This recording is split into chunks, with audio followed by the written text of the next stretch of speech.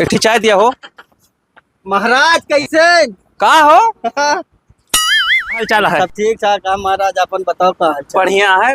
15-20 बीघा यार माँ गेहूँ खड़ा है अच्छा, और पहिया वाला है 60-70 बीघा है। हाँ। कोनो मशीन होता है यार बताओ क्या? मौसम गड़बड़ा ए भैया की चाय दिया तो बहुत क्या? गड़बड़। हाँ हाँ हाँ। मशीन नहीं ना कौन दिखा।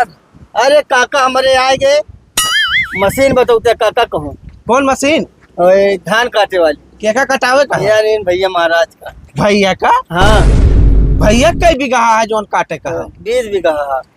20 बीघा ना, इनके 2 बिस्सा ना है ना। जितना खेत रहा सब यही है वो हम चला का जानता है। अच्छा हाँ पैसा पाए रहे ना 98 लाख रुपया।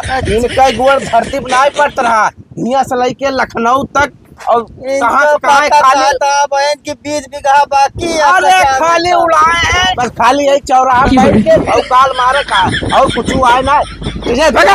यार खाली चूतिया बनाए रहा था कि उधारे चाहते हो गया।